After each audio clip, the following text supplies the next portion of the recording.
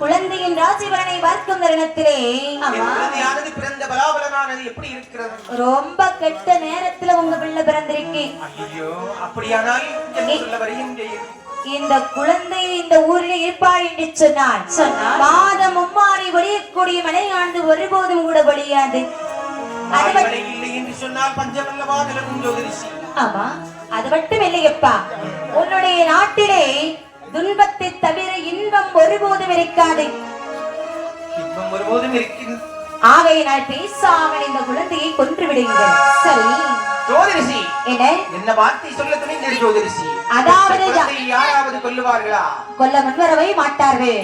ஆகவே நீ வேண்டிய வெகுமதியை வாங்கிவிட்டு கிளம்பு என்று சொல்லி இந்த உக்கிரசேன மன்னவனுக்கோ தன்னை விடவும் தன்னாட்டு மக்கள் மீது அதிக பற்றும். ஆகவே தன்னாட்டு மக்களுக்கு எந்தவித கேடும் நேர்ந்தரக்கூடாது என்று நினைத்த மன்னனான என்ன செய்கின்றார்? ஒரு கம்ச பாத்திரமானது தயார் செய்தார். அதனின் உள்ளே இந்த பாலகனை இருத்தி அதன் மேல் நிறைய பொன்படிகள் எல்லாம் போட்டு அப்படியே இந்த பேழையானதை கிழக்கே நோக்கி ஓடுவது யமனையார்.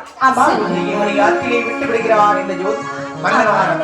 இந்த வேலையார் அந்த பேழையின் உள்ளே மதுராவதி வட்டணத்தை ஆளக்கூடிய மன்னன் உக்கிரசேனனின் புதல்வன் என்ற ஒரு வாசகமும் எழுதுகிறார். அப்படியே எழுதி ஆற்றிலே மிதக்க விடக்கூடிய சமயத்தில் ஆற்றிலே மிதந்து வரக்கூடிய வேலை எப்படி வருகிறது பாருங்க. தள்ளி தள்ளி இலையில் மேலதோடா மேலதோடா சப்பாத்திரம் தாண்டரே தள்ளி தள்ளி இலையில் மேலந்துடா மேலந்துடா சப்பாத்திரம் தாண்டரே உள்ள மந்திரகிரி நகர் வண்ணிலே வண்ணிலே உச்சாடை அரசன் தேவி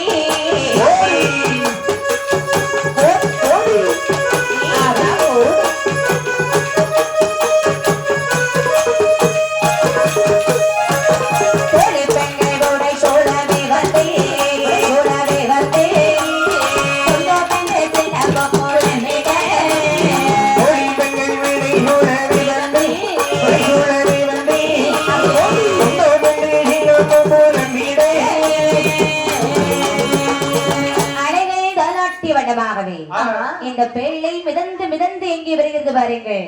மந்திரகிரி வட்டணத்திற்கு வருகின்றது. மந்திரகிரி வட்டணத்தை ஆண்டு வருவது யாரு? ஆணையரசனும் அவருடைய மன்னன் மனைவியான திருத்தேவி. இவர்களுக்கு வெகுகாலமாகவே குழந்தை செல்லும் என்பது இல்லையா?